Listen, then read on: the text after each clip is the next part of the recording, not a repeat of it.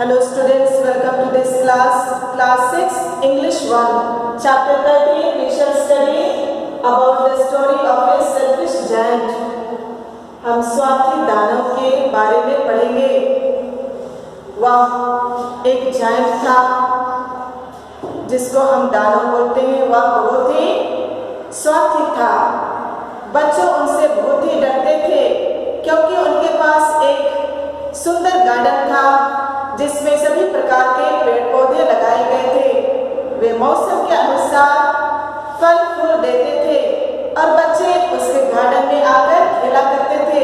लेकिन जायंट को यह सब देखकर पसंद नहीं आया। वे बच्चों को आने से मना करते थे। उसके गार्डन में सिर्फ जायंट के सिवा कोई नहीं था। इस प्रकार जायंट का गार्डन सूखा ही सूखा था क्योंकि वे बच्चों को गार्डन में आने से मना करते थे। अभी मौसम भी उनके साथ खुश नहीं था। We shall study in the textbook chapter 13 selfish giant means स्वार्थी दैत्य या दानव. It is written by Oscar Wilde. Every afternoon as they returned from school, the children used to go and play in the giant's garden. हर दोपहर में जब बच्चे school से लौटते थे वे जायंट्स का गार्डन में खेलते थे। It was a large lovely garden with soft green grass. Here and there over the grass stood beautiful flowers. There were 12 peach trees that in the springtime broke out into pink delicate flowers and in the autumn rich fruits. यहाँ एक बड़ा बगीचा था जिसमें नरम हरी घास थी। यहाँ वहाँ सुंदर फूलों से भरा था। वहाँ आड़ू के पेड़ या शक्तालू के पेड़ जो बसंत के समय में गुलाबी नाजुक फूलों में बदल गए और शरद ऋतु में फल देते थे। The birds sat on the trees and sang so sweetly that children used to stop their games in order to listen to them. How happy we are here, they cried to each other. चिड़िया उन पेड़ों पर बैठकर मधुर स्वर में गा रही थी और बच्चे उनके स्वर को सुनने के लिए अपना खेल बंद कर देते थे। वे एक दूसरे से जोर से कहने लगे, हम लोगों को यहाँ रहकर बहुत खुशी या आनंद लग रहा है। One day the giant came back. He had been to visit his friend. After 7 years he decided to return to his own castle. When he arrived he saw the children playing in the garden. What are you doing here? He cried in an angry voice. The children got scared and ran away. एक दिन दानव वापस आ गया। वह अपने दोस्त से मिलने गया था। जब वह बच्चों को देखा गार्डन में तो वह पूछा, आप लोग यहाँ क्या कर रहे हो? और बच्चे डर से वहाँ से भागे। My own garden is my own garden, said the giant. I will allow nobody to play in it but myself. वह बोल उठा, यह मेरा अपना गार्डन है, मेरा गार्डन है। मेरे सिवा मैं किसी को यहाँ खेलने की अनुमति नहीं दूंगा। So he built a high wall all round it and put up a notice, trespassers will be prosecuted. इसलिए जायंट अपना बगीचे के चारों ओर एक ऊंचा दीवार बनाई और वहाँ पर एक नोटिस भी डाली। Trespassers will be prosecuted means अतिक्रमिक सजा के भागीदारी होंगे। He was a very selfish giant. वह बहुत ही स्वार्थी जायंट था। The poor children tried to play on the road, but the road was very dusty. and full of hard stones. बच्चे रास्ते में खेलने का प्रयास किए, किंतु रास्ता बहुत ही डस्टी था और पूरे कंकड़ से भरा हुआ था. They wandered round the high wall of the garden when their lessons were over. बच्चे जैंट के गार्डन या ऊंची दीवार के चारों ओर घुमा करते थे जब उनके क्लास खत्म होते थे. Then spring came and all over the country there were little flowers and little birds. Only in the garden of selfish giant it was still winter. The birds did not care to sing in it, as they were no children. Flowers didn't appear on trees. Once a beautiful flower put its head out from the grass, and so the notice that the giant had put. The flower was so sorry for the children that it slipped back into the ground again and went off to sleep. फिर जब बसंत ऋतु आई, सभी देश में अच्छे अच्छे फूल खिले थे. केवल जायंट्स के गार्डन में फूल नहीं थे और चिड़ियों भी नहीं चहचहा रहे थे, क्योंकि वहाँ कोई भी बच्चे नहीं थे. पेड़ों पर फूल भी नहीं दिखाई दे रहे थे. एक बार एक सुंदर फूल अपना सिर घास से बाहर निकाला और वह नोटिस किया कि यह फूल जायंट के द्वारा लगाई गई है. वह फिर से जमीन में फिसल गया और सो गया. The only people who were pleased were the snow and the frost. Spring has forgotten this garden, they cried, so we will live here all the year round. The snow covered up the grass with her great white cloak, and the frost painted all the trees silver. Then they invited the cold north wind and the hail to stay with them. केवल वही लोग बर्फ और ठंडे खुश थे. बसंत मेरे यहाँ गार्डन को भूल गए हैं, वे चिल्लाए, इसलिए हम लोग यहाँ साल भर ही रहेंगे. बर्फ उसके महान सफ़ेद लबादे के साथ घास को कवर करती है और ठंड पूरे पेड़ को चांदी की तरह चित्रित किया था.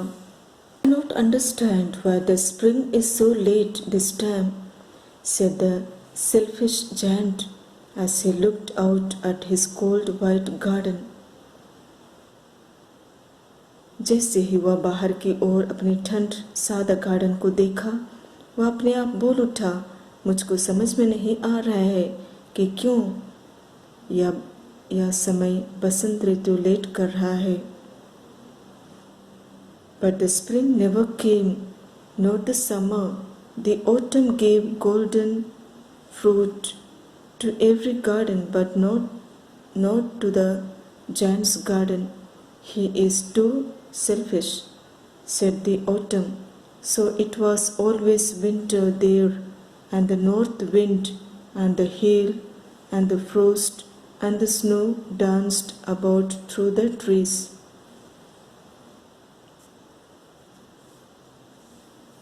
लेकिन बसंत कभी नहीं आया, ना ही गर्मी. सभी बगीचे में पतझड़ या शरद सोने के फल दिए, लेकिन दानव के दैत्य के बगीचे में नहीं.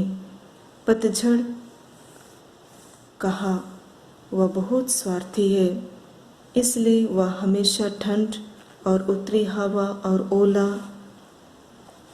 ठंड और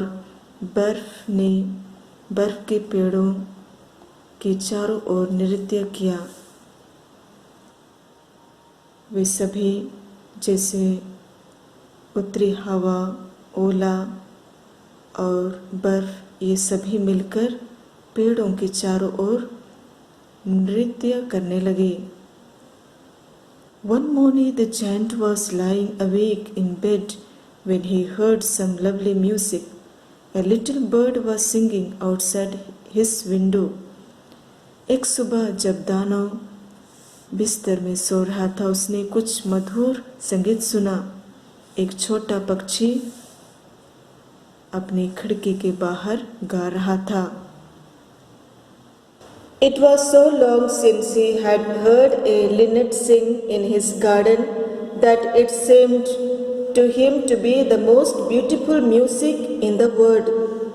I believe the spring has come at last, said the giant, and jumped out of bed and looked out. ऐसा तब से था जब उन्होंने अपने बगीचे में एक लिनेट पक्षी को गाते सुना। यह शब्द उन्हें सबसे सुंदर संगीत लगता था। जायंट ने अपने आप कहा कि मैं विश्वास करता हूँ कि अंत में बसंत आ ही गया। वह अपने बिस्तर से उछल पड़ा और बाहर देखा। What did he see? He saw a most wonderful sight. Through a little hole in the wall, the children had crept in and they were sitting in the branches of the trees. In every tree that there was sat a little child. The trees were so glad to have the children back that they had covered themselves with flowers and were waving their arms gently above the children's heads. The birds were flying about the twittering with delight. The flowers were looking up through the green grass and laughing. वह क्या देखा? वह एक सबसे अनोखा दृश्य देखा। दीवार के एक छोटे छेद से बच्चे घसीटते हुए जैन के बगीचे में आ गए और पेड़ों के डाली पर बैठ रहे थे। हर एक डाली पर एक छोटा बच्चा बैठा था। पेड़ों ने बच्चों को देखकर बहुत ही खुश थे। वे अपना हाथ बच्चों के सिर के ऊपर फूलों से ढक लेते थे।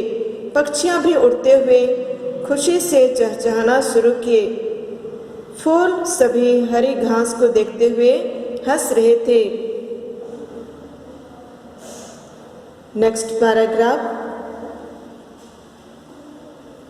In one corner of the garden it was still winter. It was the furthest corner of the garden and it was standing a little boy. He was so small that he could not reach up to the branches of the tree. He was wandering all round the tree, crying bitterly. The poor tree was still covered with frost and snow, and the cold wind was blowing above it. Garden के एक कोने में अभी भी जाड़े का मौसम था और सबसे कोने में, बगीचे के सबसे कोने में एक छोटा बच्चा, छोटा लड़का खड़ा था। वह बहुत ही छोटा था कि वह पेड़ों पर नहीं चढ़ सका, पेड़ों की डालियों पर नहीं चढ़ सका और वह पेड़ के चारों ओर घूमते हुए बहुत जोर जोर से रो रहा था और पेड़ अभी भी अपने ठंडे और बर्फ से ढका हुआ था और ठंडी हवा चल रही थी। Climb up, little boy, said the tree, and it bent its branches down as low as it could, but the boy was too tiny. अभी क्या हुआ? पेड़ वो छोटे लड़के को देख करके बहुत ही दुखित था और बोल उठा कि चढ़ जाओ, मेरे पेड़ पर चढ़ जाओ। इस तरह पेड़ अपनी डालियों को नीचे झुका लिया, पर वह बच्चा बहुत ही छोटा था चढ़ने के लिए। The giant's heart melted as he looked out. How selfish I have been. He said, now I know why the spring would not come here. I will put that poor little boy on the top of the tree. Then I will knock down the wall, and my garden shall be the children's playground forever and ever. अभी giants, जिसको हम दानव कहते हैं, उसका दिल अभी पिघल गया उस छोटे लड़के को देख करके और पेड़ को देख करके। और वह स्वार्थी जायंट बोल उठा अपने आप कि मैं कितना स्वार्थी हूँ। और वह जान गया, समझ गया कि क्यों बसंत ऋतु अभी नहीं आया है।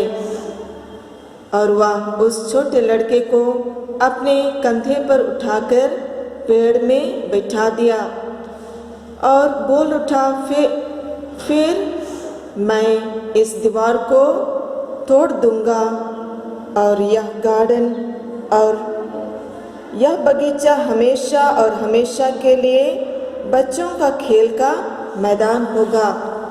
इस तरह वह जायंट अपने आप बोल उठा कि अब यह मेरा बगीचा नहीं बल्कि यह सभी बच्चों के लिए यह बगीचा या खेल का मैदान ही होगा। So he crept downstairs and opened the front door quite softly and went out into the garden. But when the children saw him, they were so frightened that they all ran away. Again it was winter in the garden. इसलिए वह सीढ़ी से नीचे घसीटते हुए सामने का दरवाजा धीरे से खोला और गार्डन में चला गया। लेकिन जब बच्चे उसे देखे तो वे डर से भाग गए। फिर गार्डन में ठंड आ गई थी। Only the little boy did not run, for his eyes were so full of tears that he did not see the giant coming. केवल वह छोटा लड़का नहीं दौड़ा क्योंकि उसके आंखों में आंसू भरा हुआ था, इसलिए वह जायंट को आते नहीं देखा। The giant picked him gently and put him up into the tree. The tree broke at once into flowers, and the birds came and sang on it.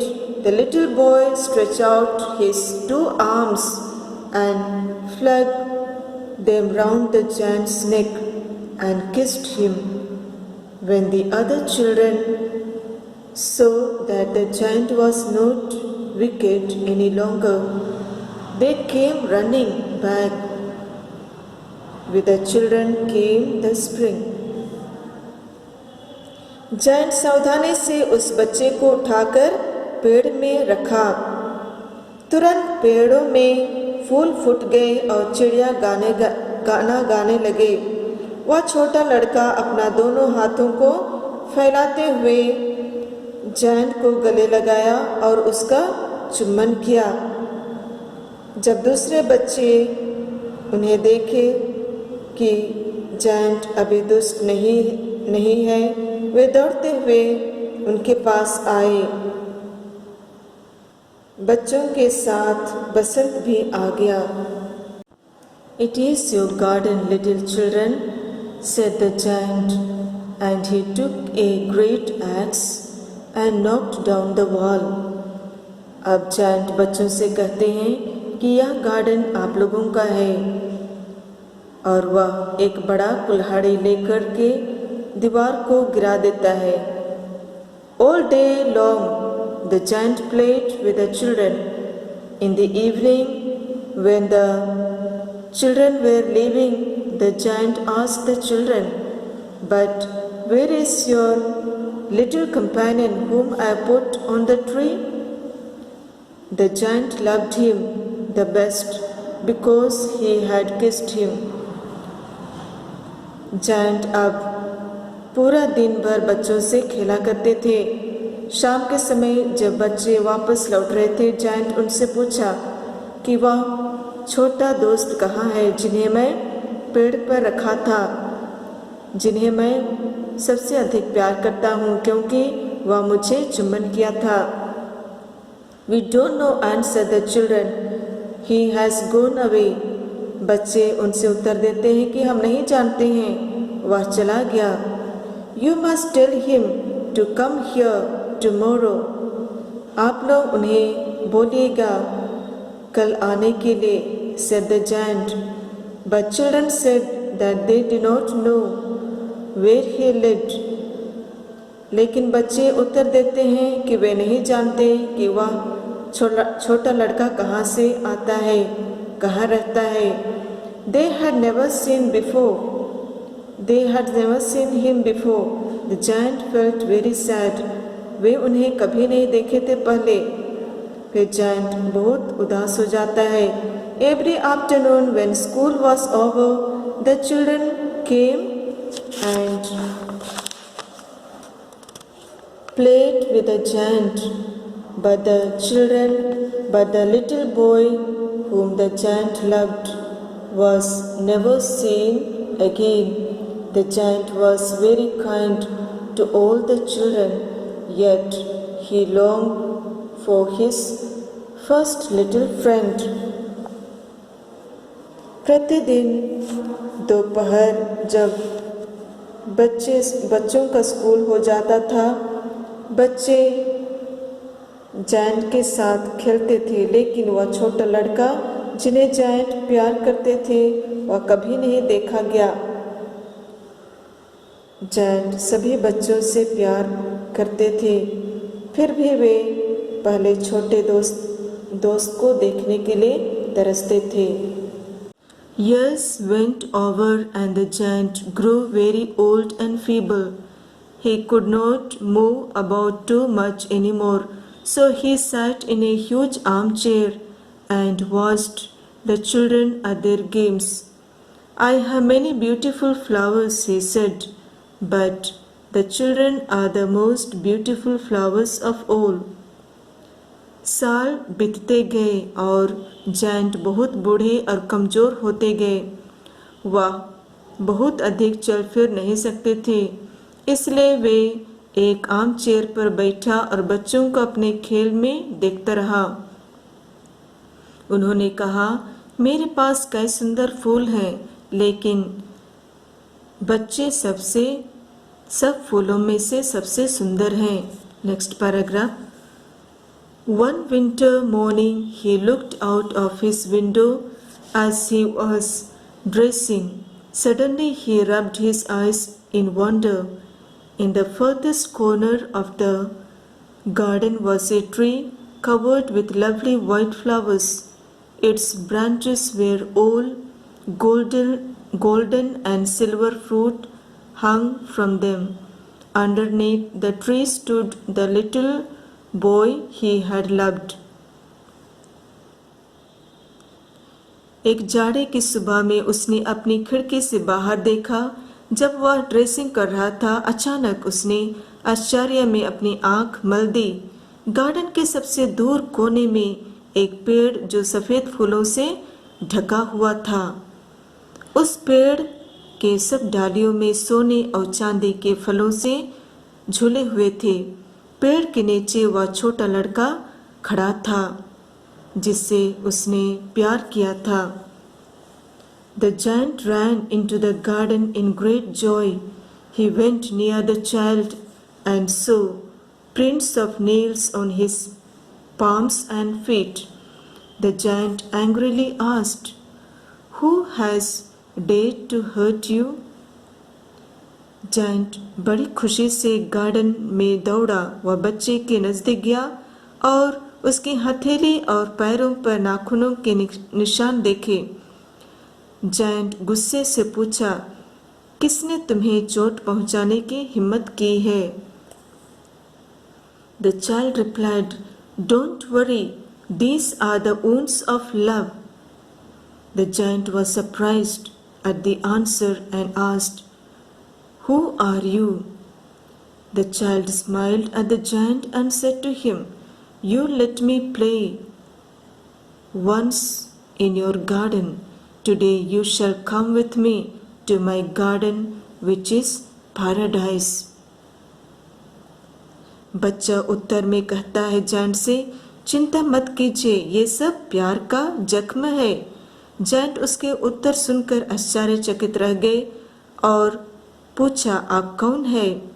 बच्चा मुस्कुराते हुए जायंट से कहा, "तुम मुझे और एक बार अपने बगीचे में खेलने दो, फिर तुम मेरे साथ मेरे बगीचे में आओगे जो स्वर्ग है." When the children came to the garden that afternoon, they found the giant lying dead under the tree, all covered with white flowers. दोपहर में जब बच्चे बगीचे में गए तो उन्होंने जायंट को पेड़ के नीचे मरा हुआ पाया, सभी सफ़ेद फूलों से ढके हुए।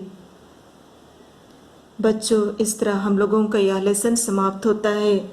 हमें इस लेसन से यही शिक्षा लेनी चाहिए कि हमें जायंट के समान स्वार्थी और कठोर नहीं, बल्कि एक दूसरे के प्रति हमेशा दयालुता की भावना होनी चाहिए। Thank you.